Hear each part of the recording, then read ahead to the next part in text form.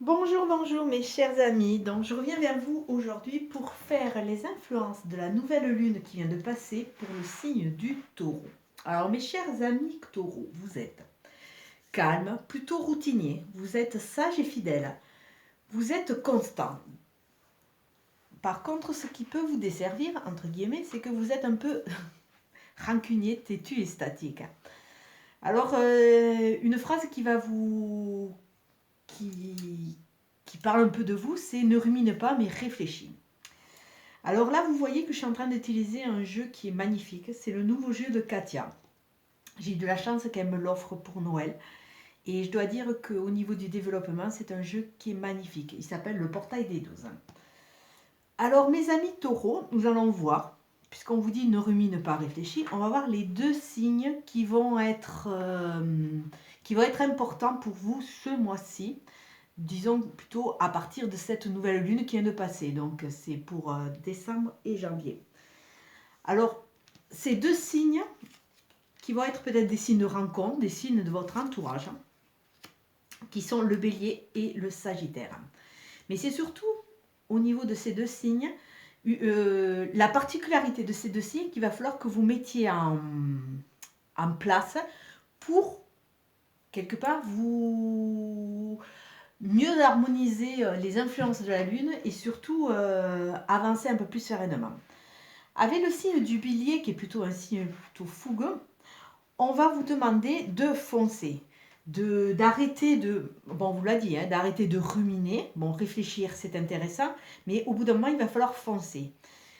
Il va falloir foncer et de façon à mettre les choses en place. C'est-à-dire qu'il va falloir sortir de votre côté statique. Là, on vous demande de l'action, de passer à l'action.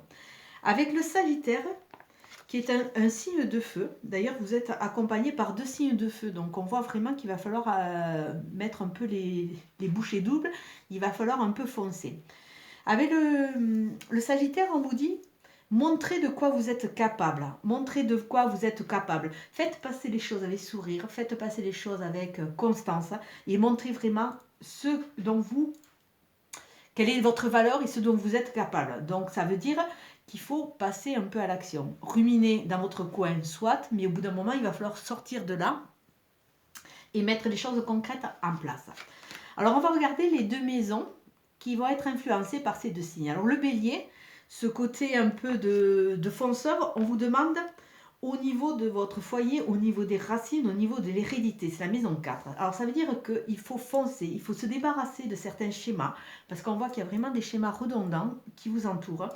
Et on vous demande d'aller réfléchir et de vous dire que, bon, ben, soit peut-être que vous avez été préconditionné par vos parents pour faire ça, ça, ça, ou pour agir comme ça, mais là, vous avez de la valeur. Si ben, durant tout votre parcours, on vous a dit le contraire, c'est pas vrai, vous avez de la valeur, il est temps que vous le montriez et que vous fonciez. Ne restez pas en dilettante, ne restez pas sur ces sortes d'acquis qui vous paralysent et allez de l'avant.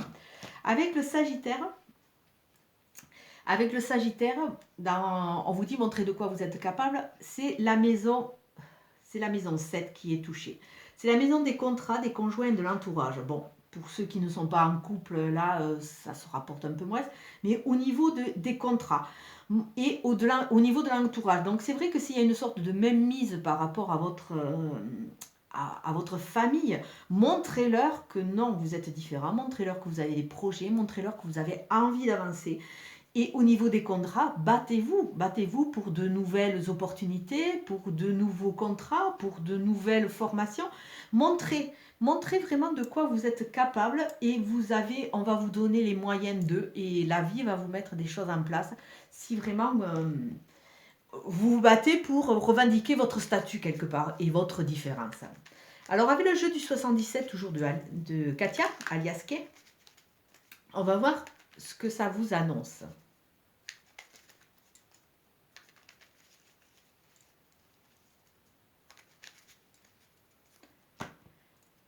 Alors ça vous annonce de la sagesse, des communications, de la sagesse. Ça vous annonce aussi la rencontre avec une personne plus âgée qui va pouvoir vous aider. Ça vous annonce une sorte d'ouverture sur le monde, d'ouverture vers l'extérieur, d'autant plus que bon, si c'est des nouveaux projets, des nouveaux contrats, eh bien, soyez à l'affût, n'ayez pas peur de foncer, n'ayez pas peur de vous vendre, entre guillemets, au plus offrant. N'ayez pas peur. Avec sagesse, vous allez tout mettre en place.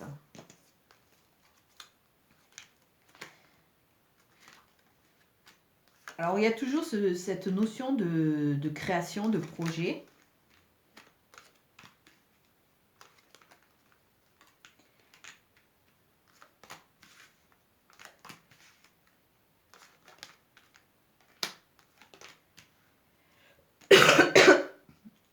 Alors, la carte synthèse de votre jeu montre que pour le moment, vous êtes un peu en petite pause. Bon, c'est une pause qui est salutaire parce qu'elle vous permet de réfléchir.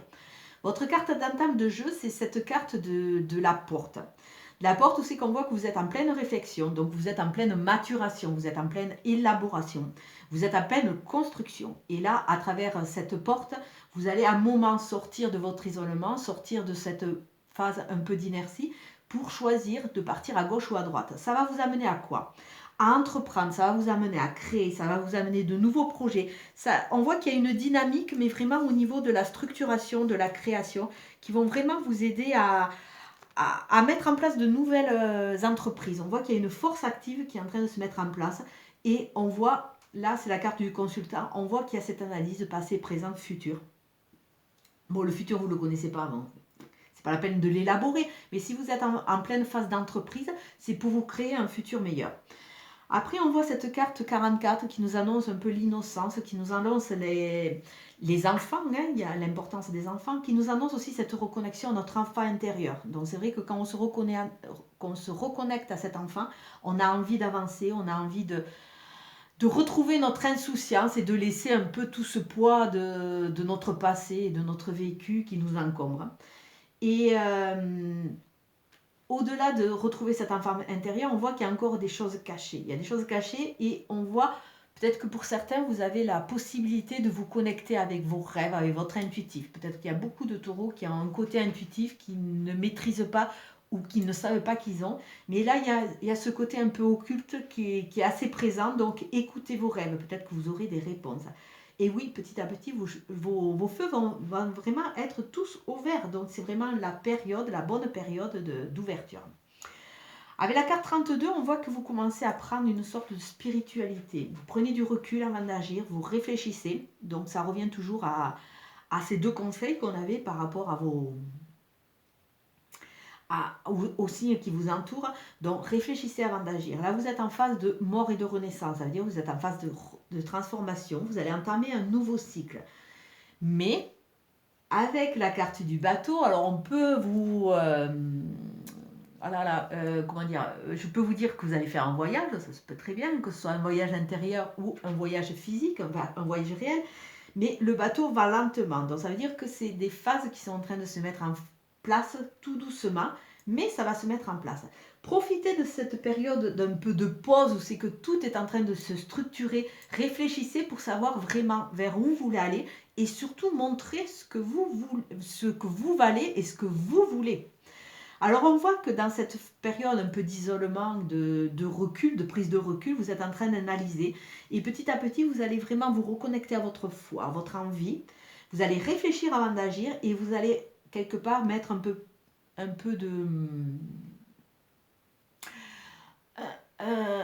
d'émerveillement, comme un enfant qui découvre à Noël, la période de Noël, dès qu'il découvre ses cadeaux, il est émerveillé et les bébés, vous vous apercevrez que souvent ils sont plus émerveillés par le contenant, entre guillemets, le papier ou le carton, que par le jeu lui-même, parce qu'ils aiment le bruit, ils aiment tout ça. Donc retrouvez un peu cet émerveillement qui va vous permettre de prendre cette foi et ce recul de façon à pouvoir agir, mais agir que ça porte, que ce soit porteur pour vous. Plein de projets, de création, une nouvelle envie d'entreprise. Bon, écoutez vos ressentis, écoutez-vous quelque part. Bon, à savoir qu'il y a encore des choses qui sont cachées, mais petit à petit, ça va être révélé puisqu'on voit cette fin de cycle avec cette mort et cette renaissance. Vous allez repartir sur quelque chose de nouveau et de différent. Vous allez cheminer, vous allez travailler sur vous et oui, vos feux sont au vert. Et petit à petit, les choses vont se mettre en place. Bon, sachez que de toute façon,